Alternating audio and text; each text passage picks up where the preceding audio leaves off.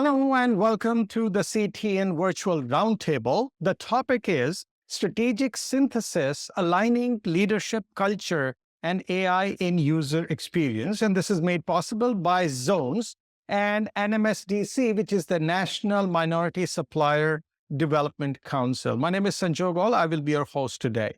So what are we talking about today? We talk about user experience. And user experience, what is that? It is a living organism. It is supposed to be based on the service mindset, a service attitude. Then you got leadership, then you got culture, then you need a great set of processes like service management processes. But then we also are getting this new, area, or rather new computing paradigm, which is AI and all the other emerging technologies. So all of them can have an impact on user experience. Well, we have been talking to organizations worldwide, being a media company, and we hear that they have issues with talent, like not the right talent or not the right groomed enough number or enough mind. The talent is not having the right mindset to be able to deliver user experience. They have got issues with not being able to leverage the emerging technologies the way they want to have, or there is not inherent leadership or cultural foundation that would help an organization. So how do we get to solve it? What all are people facing? So to discuss this, we have a set of leaders here. So that said, we have Alvin Joseph, CIO, Vice President of Information Technology at Orora Packaging Solutions. David Martin, Digital Workplace Portfolio Leader with Zones.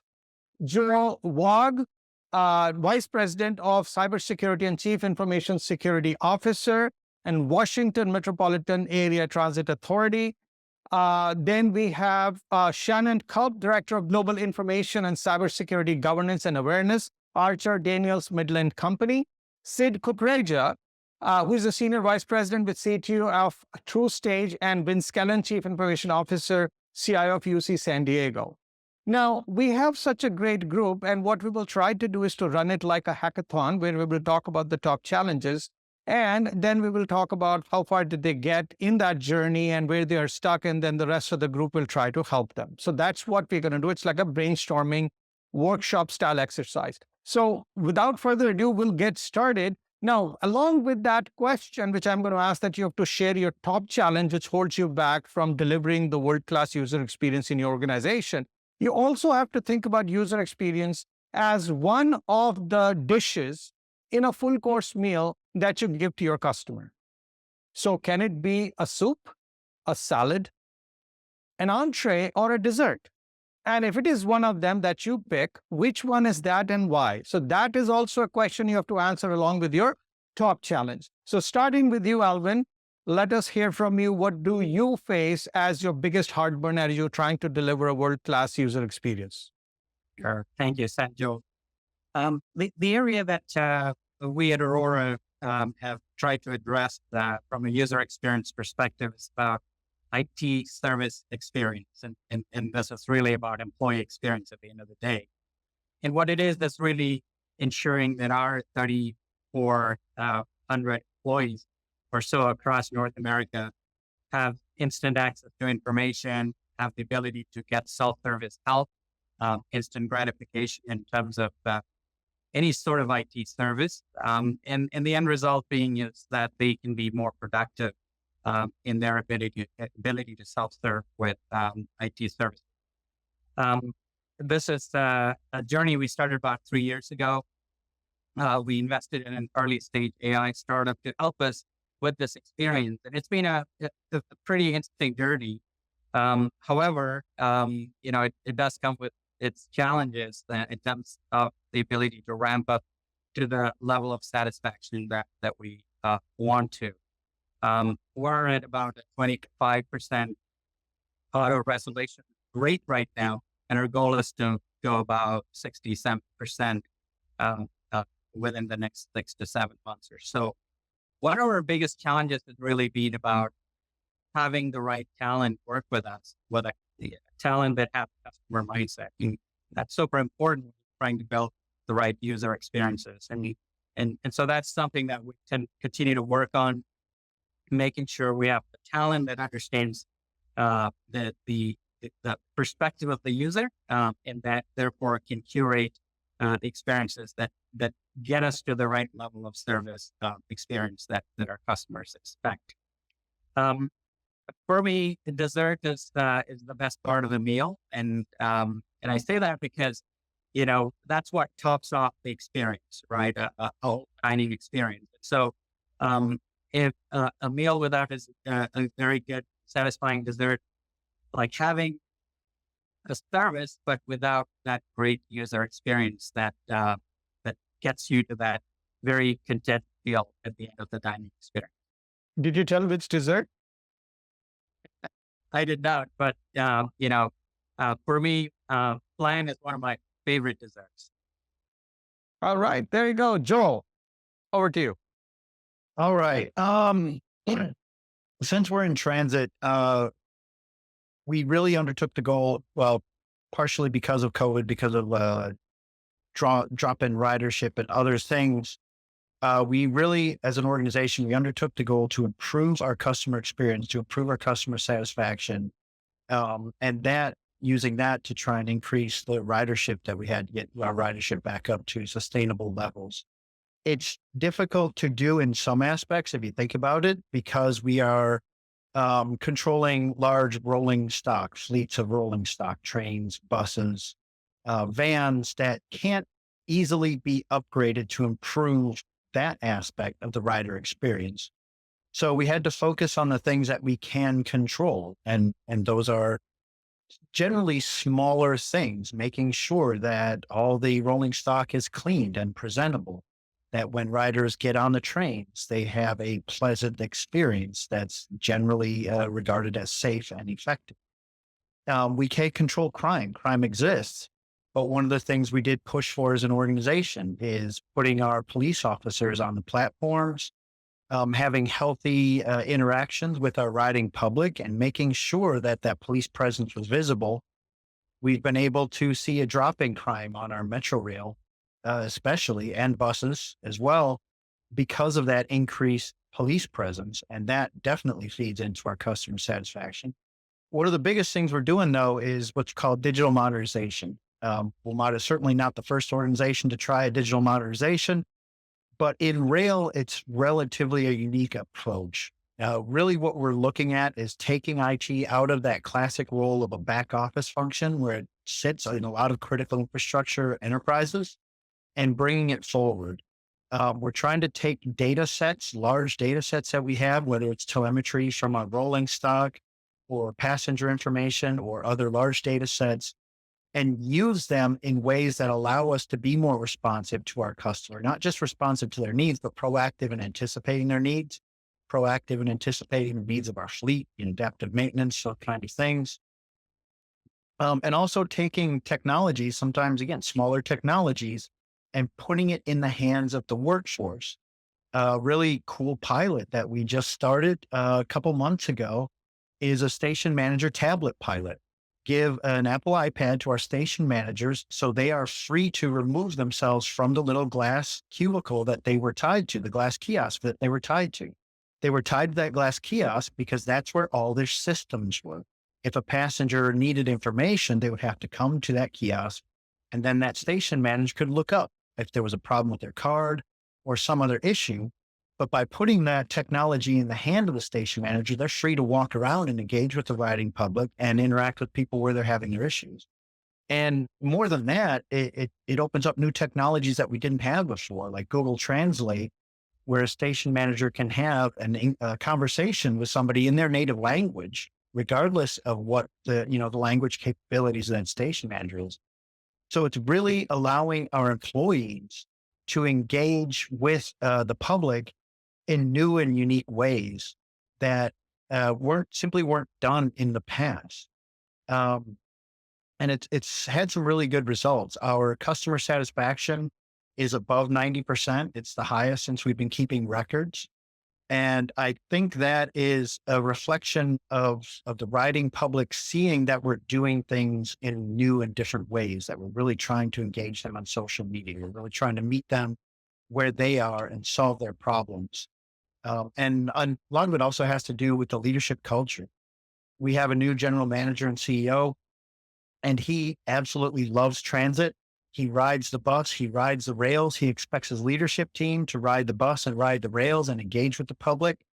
So they see us there as users of our own product and can feel free to engage us as we're going into work, ask us questions, give us feedback, give their feedback via Instagram or X, and they will be interacted with as quickly as possible in those different platforms. So those things have been really successful. Again, our customers are seeing it.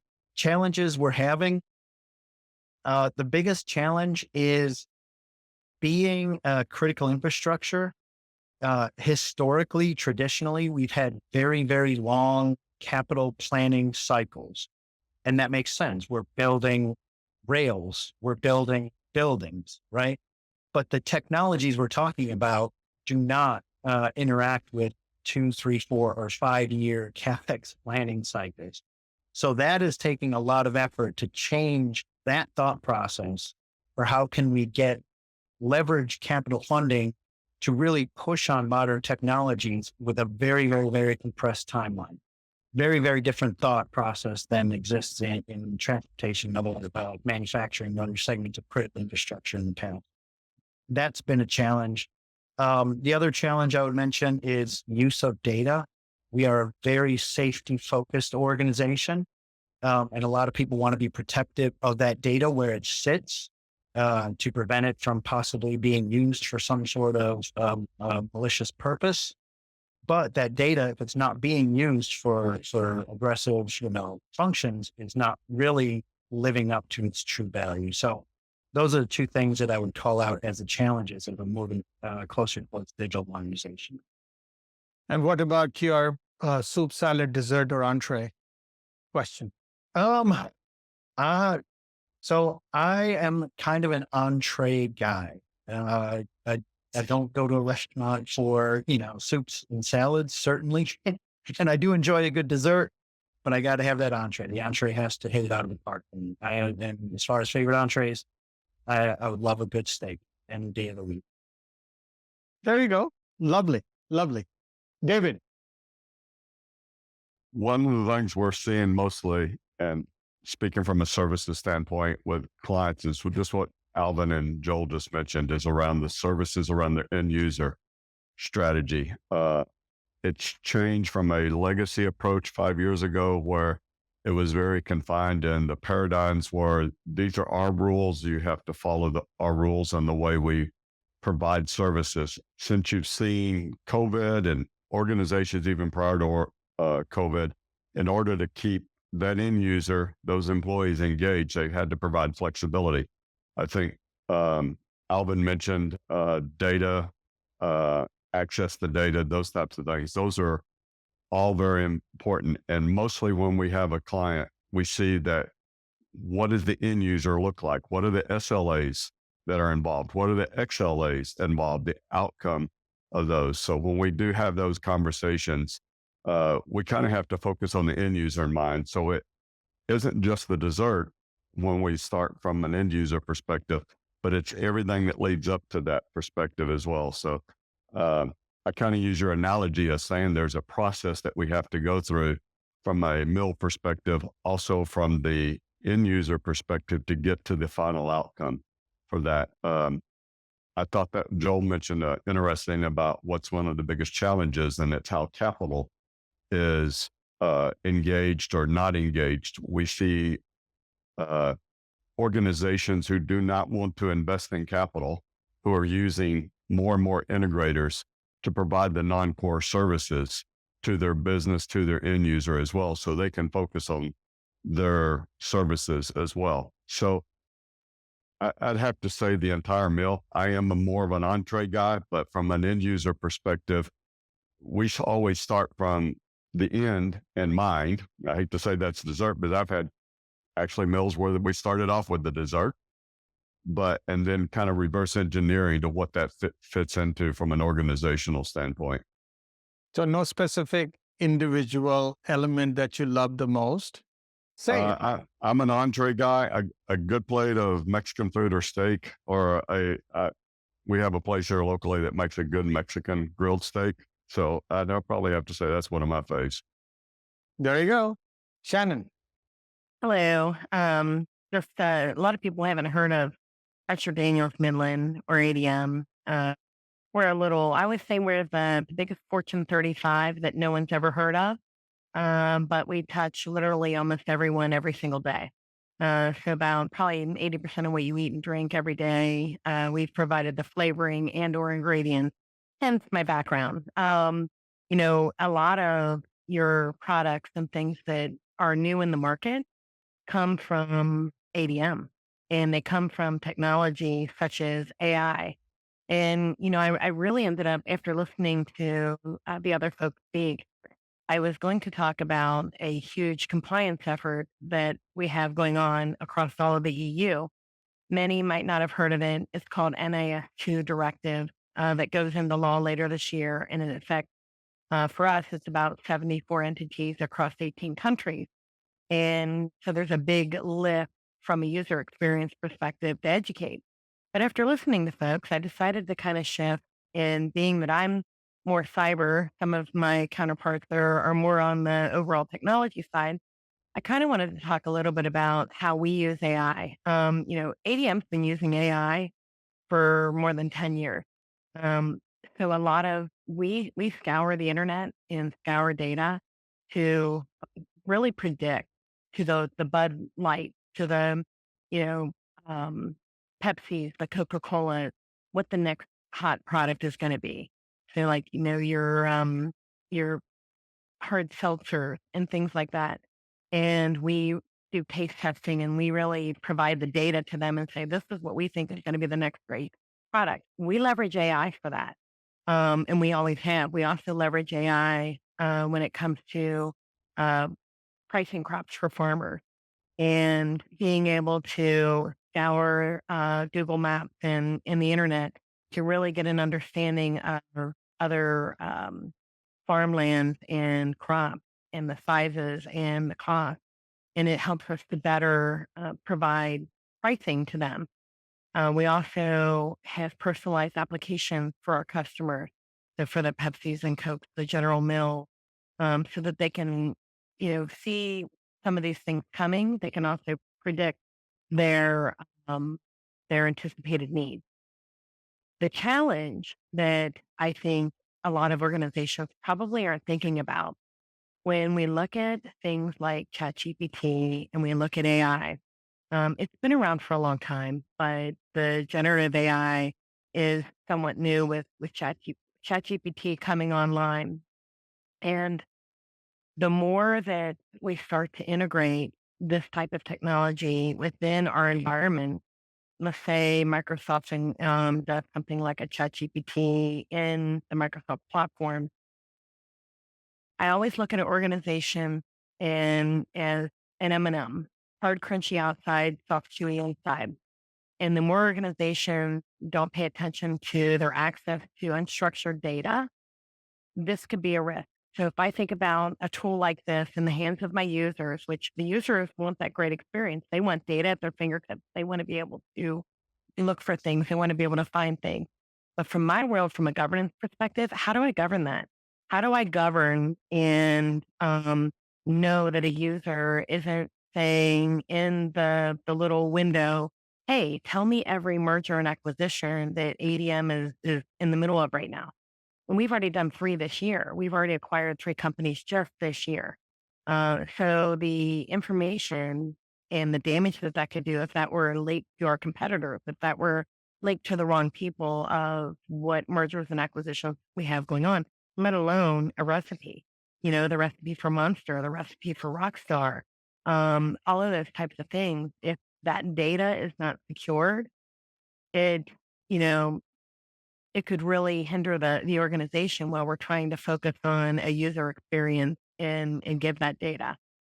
So from a security perspective, I'm looking at it as the challenge.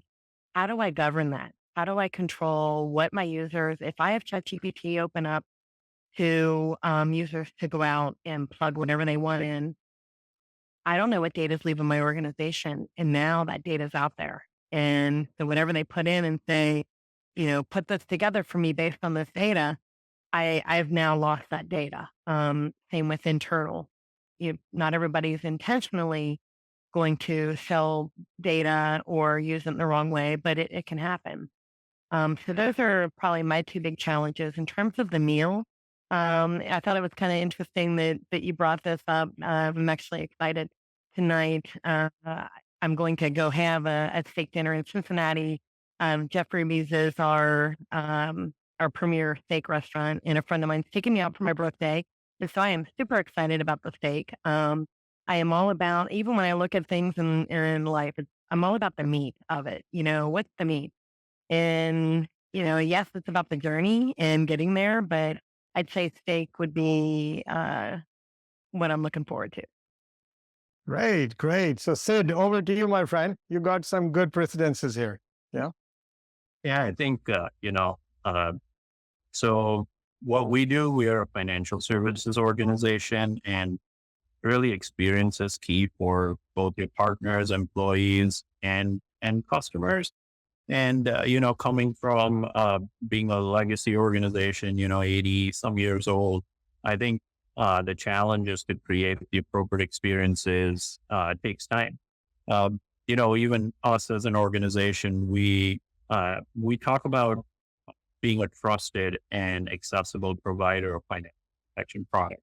And accessible is a key term there, because that's where the experience lies. That's how the customer or your partner, how they interact with you lies. And so really, we've worked on many different initiatives over the last decade or so, trying to improve experiences.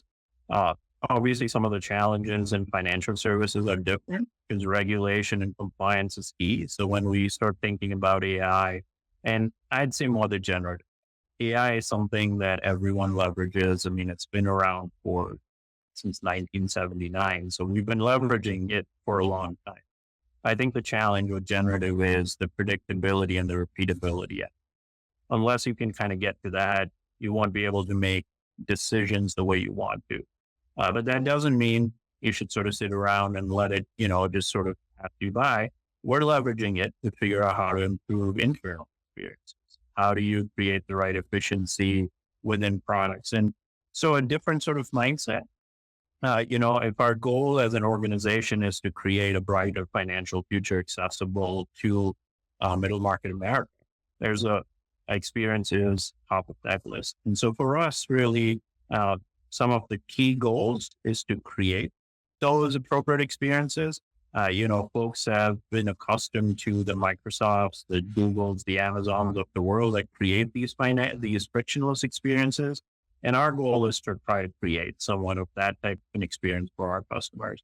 And some of the challenges really come from being, with this debt that you acquire over a period of time, because the organizations have turned from, where technology was the operator to where now it's the enabler. And so it just takes time as we sort of navigate that. And then AI, or more the generative kind, it's going to be how we manage the regulators around, because the folks that are creating the regulation don't really understand or the differences between AI or generative AI or software development or RPA. So it's sort of like the education aspect of it, but then making sure that we're able to prove how we're improving these experiences through that. So, I'd like to say, the dessert and the entree were taken. The dessert is obviously going to be the cherry on top, but if you don't have a great foundation, which like I'm going to go David's route, you almost need a soup, a salad, an entree, and a dessert to have the best experience around. For me, entree and dessert would have been the two. I'm a big Asian food, so any type of Asian food would be the kind that would be, something that I'd be super happy with. Very nice. Great. So Vince, over to you. Thank you. Here in university land, universities are complex animals. We have multiple missions ranging from an education mission, in our case, a very large research mission, a housing, dining, and hospitality mission, housing students and sports and athletics and other things for the campus experience, and in our case as well, a healthcare. So we're very complex beast. So we have many avenues and angles of student experience or patient experience or broadly based. But the real challenge we've been facing is inside our environments, because we're complex operations, not so much volume operations. There's a lot that our people who serve the customers have to do, whether it be the students or even the faculty. They have to know things. In fact, if you could draw a line through one sentence for a university, universities have to get knowledge to people, to students, to researchers, to doctors, to administrators. So a big area of focus for us has been on generative AI, because we look at generative AI as a means to enrich, first and foremost, our employee experience, to give them the information they need to support their constituents. So we've been working hard on enterprise generative AI that's using our content and our data. We're doing it in a way that is open source, all open source models, entirely on premise in our supercomputer center. We are aided by being home to thousands of researchers across the country as well in our supercomputer center. And that enables us to quickly adapt generative AI to enterprise use cases. And some of them are very mundane. And so we sometimes forget that a mundane thing or a food with very simple ingredients can also be a very wonderful thing. And so one of our first use cases has been really very popular, which is help our managers write job descriptions that pass HR muster. We have a lot of templates out there for job descriptions. Yes. And the generative AI does a real good job of merging a little bit of custom content with those templates, saving people 45 minutes on average for every job description. That's one of several more. We have another assistant for generative AI that's focused on going through the policies and procedures around accounting, and typically grant accounting. In universities, one of our big customers are federal agencies and state agencies, and they have rules and restrictions on how their money is going to be used for the research. And so we have to honor all of those. With that, of course, comes policy and procedure. And for the person doing the accounting, sometimes it's a little bewildering, especially if they're newer in their job, how to do it. And so we're now looking at assistants to bring knowledge to our employees. That very same thing is also being used by some of our instructors to create intelligent chatbots for certain courses, either to the teaching assistant, the TA, to help the TA serve the student, and in some cases, help the students themselves. So we're really looking at the generative AI as an opportunity to enhance the experience for our employees and our staff, and then in turn to our customers. As for me, I'll use first course, second course metaphor. I'm a second course person in anything Italian. All right. Now, quick question. Could you inventory your top challenge? Because you gave great resources. Yeah. You got a lot of things figured out, but you must be having some pet peeves, like the biggest Well, heartburn. Well, I think the top challenge in generative AI is respecting the technology and also respecting the limits to the technology. And that means setting a user expectation. We do that through training. So we train people on the AI before we give them access, so that they're kind of level set on what to expect out of it. Oftentimes folks come to new technology with grand aspirations for what it can do, or sometimes underwhelmed. So we have to set that expectation correctly. Two, to make maximum use of generative AI, the person who applies critical thinking skills, meaning looks at the output from the generative AI and ponders it, actually does better, is more productive, and gives better output as a result of it. Those who just kind of try to copy and paste don't do as well. So it's setting that expectation and getting the institution and the people in it to learn how to use the new technology. So I'd say the biggest obstacle is getting people to roll with the new technology. It's like teaching people how to, kind of ride a bike, again. All right. So Alvin, coming back to you now we get into that solution discussion. So if you had to ask the answers or get asked questions from this group, which will give you the answers, which will give you some actionable insights to inch forward in the area where you mentioned your challenge, what would that question be? Sure. Yeah. I mentioned my challenge is, having people with the right customer mindset, and it resonates with some of the challenges other people here mentioned, right? And it's So what is the customer mindset? It is really about expectations. Do we understand the expectations of our customers? Do we understand the tech challenges and the technical debt, for example, in good AI or Gen AI outputs are dependent on good data. And therefore, we're in a situation where a lot of technologists love their technology, but really forget the customer. And it's this whole shiny new object syndrome.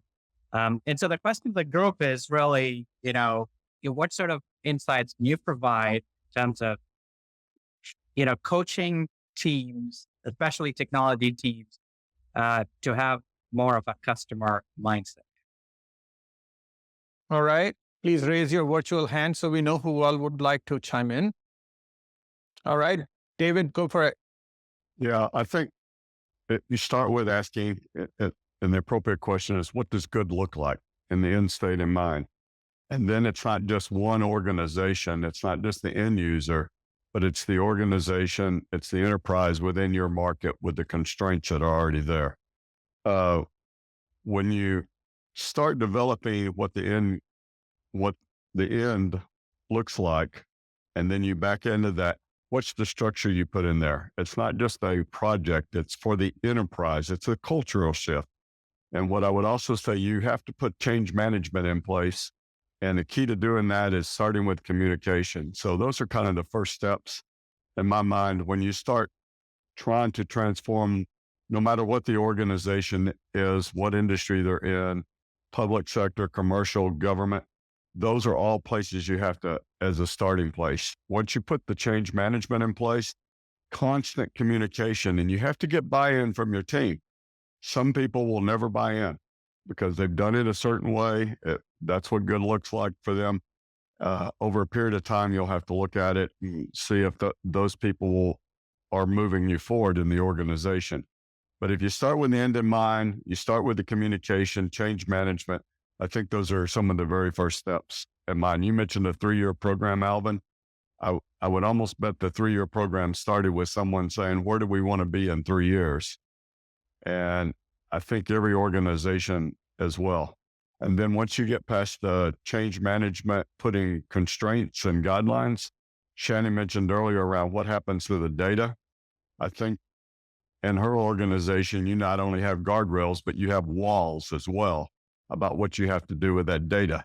That's part of what good looks like as well. You have to really define that down to not just at an enterprise level, but within the organization itself. Security, technology, your process, you may have to change your organizational construct to fit that in order to meet growth demands, because we all know if you're not evolving, you're going to die off and someone will replace you in the hierarchy. So Awesome. that's just a couple of points from my perspective. Great. Sid? Yeah, I mean, Alvin, I don't think it's a challenge that I think is uncommon, right? It occurs almost all over the place, but and technologists are really great at saying how the tool will solve the problem, and very rarely is it about the tool. It's a lot about where maybe David was going was what the objective, what's the outcome that you're trying to get to, and what in that outcome allows you to get there or accelerate with technology, with process, with people, talent, all of those pieces. And so you just have to find your way through, what that process is going to look like and define that and really try to iteratively build through that. Because, this kind of thing that we typically tend to do, at 3 years later, I'm going to be X, and disruptive technology comes along the way, and now you're sort of scrambling to try to figure out how to do some of these things when others have sort of almost passed you by or caught up. And so it's this continuous sort of evolution or innovation. Like, how do you think, repeat, build, change? And that's just project to product, right? You're not thinking about it as much as a project. You're thinking about it from your day to day and how you're evolving. So I think, we leverage capability modeling, value stream analysis, those are types of things that try to get you to, once you're on and off ramp, assuming things will or won't go well, at what point can you exit or get out? And so I think that sort of continuous adaptation and then the ability to innovate small innovation, not the large, I'm going to go find another fintech or buy another insurtech, but small innovation within, I think can be a significant improvement into that sort of customer obsession. Shannon? Yeah, I just actually would like to build upon what Sid and some of the others have said, and what David said. One of the challenges to anything new is, people don't like change. And, there's a small subset of people that actually like change, and they like things the way they were working. And so you have to help them understand and bring them along what's in it for them. Similar to, what Sid and David said, what's that outcome? What is the end state? And you have to think about it. One of the things we do at ADM is we have an organizational change management group. We call them OCM, and they're all about helping deliver that message to the right levels. I involve OCM in a lot of my major projects to make sure that we're delivering that message, whether it be to executives or whether it be to the users themselves. And you have to understand and help them understand what's in it for them, and educate them. And, in experiences where things might not have been received really well in the beginning, once you do that education, then everybody's on the same playing field. And half the time, when you're introducing something new, the fear of the unknown just kind of takes over. Well, wait a minute. I don't know. I don't know where we're going with this, and I don't understand what you're talking about. So you've got to take that off the table. And the OCM, if you don't have folks in your organization that focus on organizational change management, I highly recommend you do that, especially if you're in a user experience focused role, where you're rolling these things out, because they're really going to help you to tailor that message and deliver that in a way that's just really going to help you be successful. They're going to make sure also you have the right level of training, that you have the right people and the right stakeholders. So, um, yeah, I highly recommend taking that approach. Vince? All good points. In fact, I was just pondering and jogged some things in ahead in terms of what we do around change. And we're very much into continuous improvement and Lean Six Sigma here at UC San Diego. All of my staff are required to be certified at yellow belt level, all frontline managers at green belt level. And then we fund anybody who wishes to be a black belt. So we got a dozen or so within my unit. And then within the university as a whole, we have over 5,000 people who have achieved different levels of certification at Lean Six Sigma. What a continuous improvement culture does is it gets the organization to lean into change out of personal desire, not in every case, but in many, many cases. So a requirement of the job, for example, in IT of being a service owner is you have to tell me how you're going to improve your service, how you're going to change it, how you're going to alter it, how you're going to measure it. And that becomes now a point of pride and to an extent promotion in the organization. So there's things that the organization needs to do to get the level of adaptability and change it needs. And there's tools that they can use. And for us, one of them has been Lean Six Sigma, which has gone really, really well, even in a university setting. Yeah, thanks everybody. I think great insights, and to your point, Rich, that is one of the things we're leveraging there. We are on a Lean Six Sigma journey, but I think to all of your points, right, it's really about, understanding the objectives, making sure you bring people along on the journey and curate great change management. So thanks for all these. Awesome. So, Joe, over to you. What would be your top question for them on where you could get the most value based on what they could contribute? I am absolutely muted. A meeting is not a meeting unless one person tries to talk on you. Thank you. All right. Really good discussions, and I've been jotting down notes as well. I want to kind of tag on to a couple things that Vince and Shannon and several others have mentioned. Of course, if you're really going to lean into artificial intelligence, especially, the generative AI, in transit, we've been using at least rudimentary forms of artificial intelligence for decades. We have automatic train control, automatic train operation, basic heuristic systems that we've been using for a while. But when it comes to generative AI, you really need a governance program, which talks about data security, a governance program, which talks about training of users, but also culture, right? How do you get users to understand, that's the point Vince made, what is generative AI good at? What is it not good at? What do people need to be cautious of when they're starting to use those technologies or leverage them in their professional career? So my question, for those that may have already started walking down that path, and kind of a two-parter. One, an approach that may have worked for different people. Did you all develop training yourself? Did you go to a third party to try and develop that content to make sure that employees are engaged? Some of the mechanisms that were brought up, we have change champions, right? So we have ways of reaching directly to all different levels of employees to engage them in these kind of discussions. But I'm wondering, how quickly you all created those governance platforms and the training and awareness and those engagements. Did you use somebody else that was really versed in it?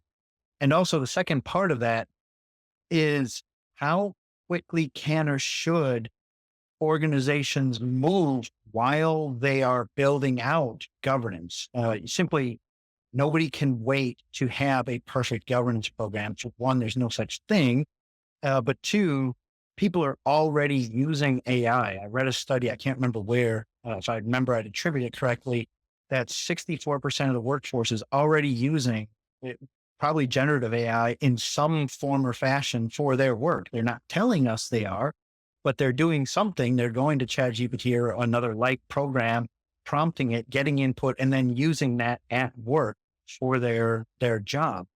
So there's no waiting, right, to create governance in order to, before we unleash the hounds. So to say, the hounds are already unleashed, the barn door is already open. So how much, what would be a good approach to really getting governance and training? And then how much can we iterate, or what level of maturity of this governance training should we have before we really start iterating and opening up generative AI internally to users and encouraging them to run free and experiment?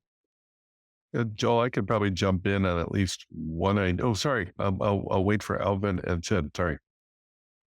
All right, Alvin.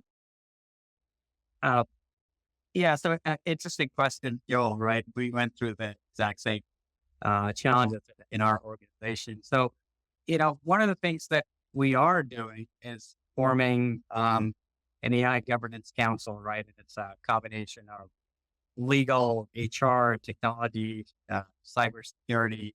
There's all different elements of those that are needed from a government perspective. And we did not wait because, as you said, you have to start doing stuff. At the pace at which these technologies are coming is just too fast. And, I think we all as technology executives know our CEOs are asking if we're behind already, right? So it's almost like you're playing catch up, or they're worried we're falling behind. And the other part of it is, the enemy of progress is perfection, right? So you really don't need to wait for perfection, in my opinion. You start with imperfection and you incrementally get to perfection. And so, my position in general, yes, we should start. We should run a few things in parallel. We should get governance councils in place. We need to make sure we've got the right content owners and collaborations going in parallel to this as we roll out different experiences around AI. Sid?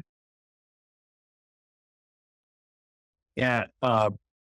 Wins, you probably have a great perspective on this, but where I was going to go, I think similar to what Alvin said, we do have a AI council, a governance body that includes different perspectives. The other thing we did is, people hear about great technology and want to find ways to solve certain things with that particular technology. So it's like AI or Gen AI is the answer, right? So I think that's what we're trying to curb up front, which is, what's the problem you're trying to solve first? And then let's see whether Gen AI is a good way to address that issue. The other thing that we did very specifically is sort of build a quadrant of, what were we going to prioritize? What were we going to investigate, consider, and caution, specifically in the world of generative AI? There's an internal productivity gain from certain types of use cases. which we label as everyday AI or Gen AI. And then there are cases where, decisioning needs to be, to occur.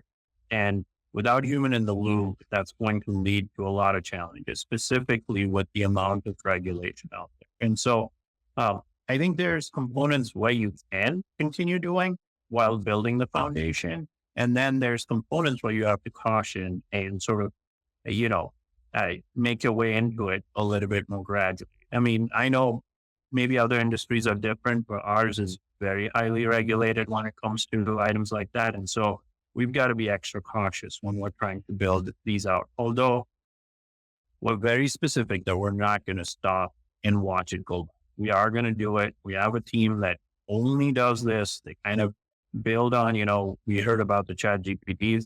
We initially blocked it. We blocked it for everyone because people don't understand infringement. They don't understand attribution. They don't understand intellectual property. And so we didn't want any of that to be leaked or inadvertently cause us challenges because there's lots of reputation and other challenges that come with it. And so, but then we built an internal version of ChatGPT that we know how to control what data is coming in and leaving it. And how are we going to manage that? And I mean, that satisfies the needs. So that's to us a little bit of that everyday AI as you sort of transition to the more complex use cases out there. I like that. That's really good input. We're heavily regulated as well, especially when it comes to safety. Anything that could possibly impact passenger safety, we are heavily regulated on. But that's kind of helpful. And I jotted that down. Opening up use cases that don't impact anything that's regulated, just simple content creation, and then moving more into the heavily regulated data sets as we have a more of a mature program. Vince? Yeah, our healthcare environment has long since worked with different technologies in advancement of healthcare. So they kind of know the ropes on how to work in a very regulated area and a dangerous area. And so I've been kind of impressed with how they've dealt with what I call this innovation governance aspect and compliance aspect. But in general, I think it's wise for organizations to separate somewhat the innovation that needs to occur inside the organization from the governance and control. In that, if you start with governance and control and then do the innovation, you might be way too late and you might discourage innovators because the organization will learn fear as a result. So what we've done is we've created skunkworks and moved quickly on them, but we gate them very carefully with what we're doing in governance, what we're doing in compliance. But we also made some key architectural decisions about on-premise open source, all data under our control at all times. That helps with many of the governance aspects of it. And then I think what we've also done with our Lean Six Sigma orientation is certainly in administration and core activities outside of teaching. We're really infused this with this notion of continuous improvement and process improvement in Lean Six Sigma. So there's a grounding now. We're not just doing AI for AI's sake. We're doing AI because this particular process is going to go faster, better for everybody. It's going to have a good outcome. And so I think, it's what to do first, what to do second, and what to do third. We are in a university setting. We can do committees well. So I tell people I'm in the Garden of Eden of governance. I got a committee on every tree. No matter where I turn, I bump into a committee. So that's not our problem. Governance is not our problem. It's a different problem. We got too much of it sometimes. All right, David. Yeah, well, just one part, I think most everything that was answered to Joel's question, there one part was at the very beginning. What do you do in terms of bringing in expertise? If it's not a core competency of the organization, and most of these organizations here are being represented by rather large organization. If it's not a core competency, you're going to need to bring in people who have done this before, specifically within the industry and also around the functional. And it's not just the governance piece. You mentioned training as well. I worked in a large SI. They could do leadership development, great. But then there's a level of certifications you get down into the technology that it's always better to have that outsourced than send it off to a partner, as an example. So it's a combination of things. There was just that one part of that question I wanted to get answered that was asked by Joel up front in the first part of his question. All right, great. Shannon, now let's come to you. And now, given the time that we have available, let's try to make sure that our responses and our questions are coming across crisp and whatever advice we give is actionable, right? So with that said, Shannon, what would you like to hear from the leaders in the group which can help you?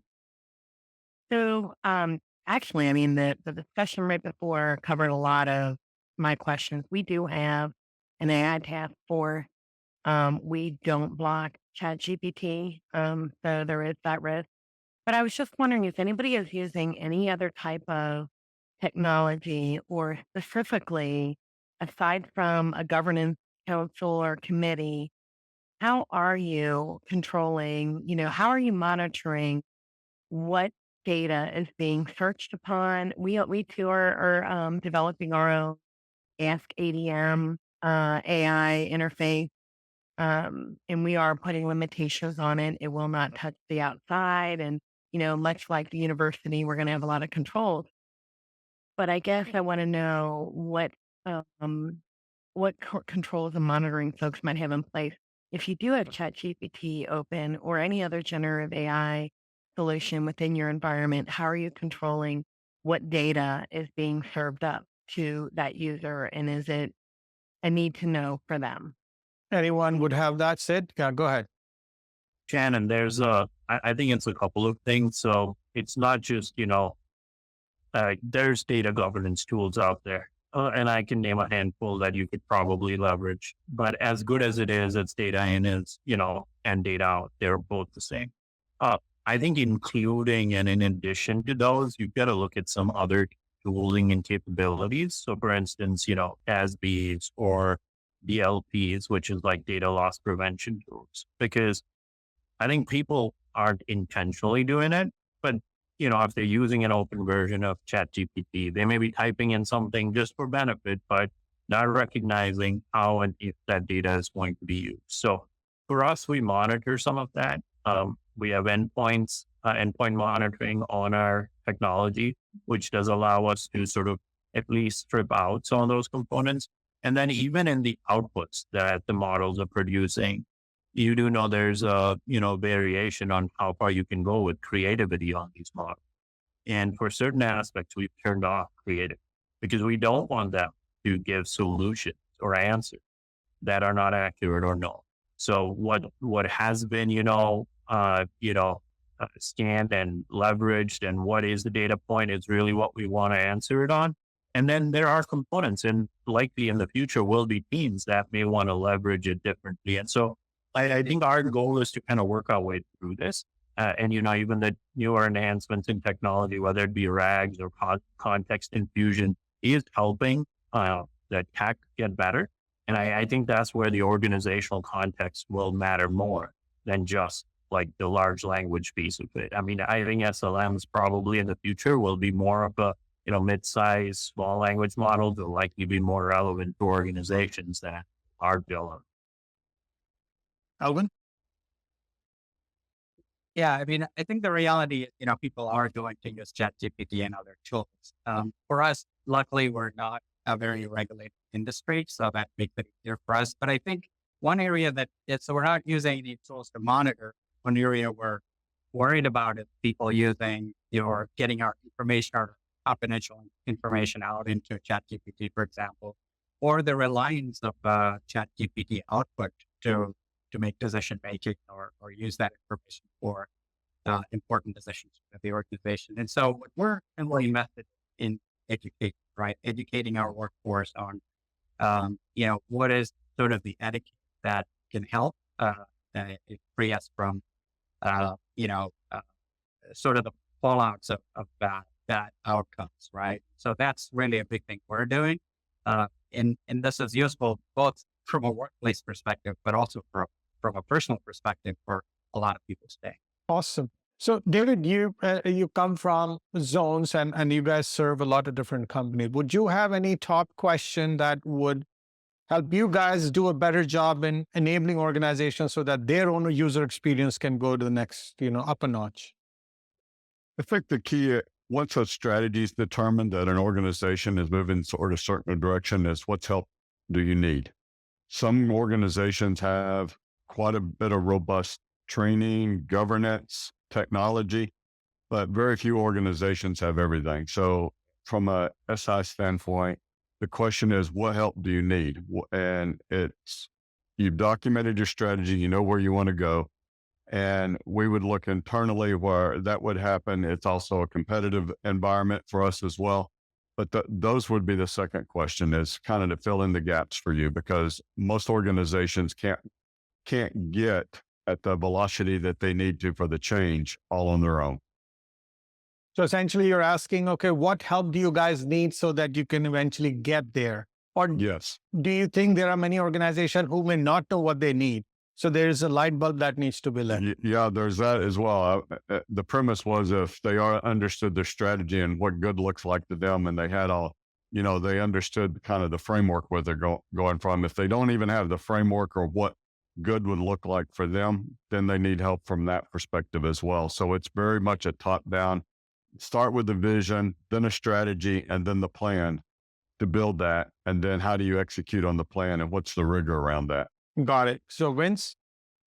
Yeah, actually, I think you hit a point, David. The one of the scarce things out there is who out in the consultant or SI realm or elsewhere realm has a real good framework for analyzing and prioritizing the customer experience. There's a lot of people who do user-centric design, but I think that's gotten so watered down to be practically useless in most cases. And even many SI implementations I've seen it have been very mediocre. But there do exist in the brand research world and some of the very high-end retail world experts who really have good frameworks to bring to help organizations quantitatively assess their customer experience and then prioritize work. I think that's one area that's always, that's like a scarce thing. You don't find that frequently. Yeah, by industry is, you mentioned retail. We're heavy in retail, but a lot of SIs focus on the technology or the process, but having a comprehensive view of all of it is very, I'll say, the high need. All right. Awesome. Okay. Vince, okay. So Vince, over to you. Why don't we have you share your top challenge? An area, especially in this generative AI world, is, our speed of progress is limited by our speed of talent. And especially in some of these generative AI newer areas. And we are finding within our student population, a lot of our students who've been studying this in school have been some of the most eager adopters and learners of the technology. So I think an area of need for us, even with the resources we got, and I would imagine for lots of other people, is where do you find the scarce talent to do the right AI work? And how do you get that talent? And so the routing of the talent to the company is certainly we're experiencing it, and so I think that's another challenge.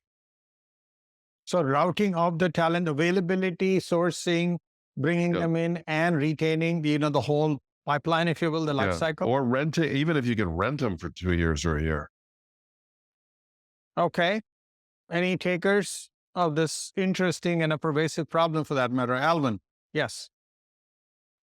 So I think the answer depends on the organization, obviously. I think our take at Orora is, I think David mentioned this earlier, this is, it will eventually become a core competency, but right now it's not, right? And so we're very dependent on partners that can bring the right talent. AI talent, as you know, is pretty expensive and hard to get. And so we rely on partners that can come and help us with that, consulting partners, technology partners. That's the right thing. Okay. Joel? Yeah, I was going to say something very similar. We have built out a hybrid model. Cybersecurity talent is also very rare. And in my organization, it's almost impossible for me to keep tier 3 or tier 4 level cybersecurity expertise. So I do what I can to have a model that allows me to get people in that are junior, build them up, knowing that eventually they will leave, and then partner with external vendors that have that deep-seated tier 3, tier 4 subject matter expertise that they can bring in. And there are a lot that are, AI is a little bit of a wild west right now. Everybody with an LLC is putting AI in their company. So it takes some level of awareness, a lot of scrutiny on the part of somebody, maybe a technical value team member, to pick the right company to partner with. But that's really the only model that works for someone like me, because I can get junior talent and I can train them up. But eventually, if they're really, really skilled, I'm going to lose them to somebody else in the DC area that can pay a lot more or just has a cooler name. You know, who wants to work at WMATA when you can look at Dell or Amazon? All right. So David, coming back to you, since you must be hearing a lot of these conversations, and some very good innovative ideas were shared here, and some top challenges. What do you think happened here today? What are we walking away with? I think there's no one group or enterprise has all the answers. Everybody has different flavors of how they're approaching their own problems. And then some of the premises around governance, partnering, core competencies, back to AI. We talk about AI, but AI is just the newest flavor and just the newest phase of, you go back 10 years, there was everybody on this call has multiple years of experience. There was something else that got us to the point before we ever got to AI. And it was around talent, having talent acquisition, the partners, the core competency, the rigor. There's always different flavors of this, and there'll always be multiple iterations.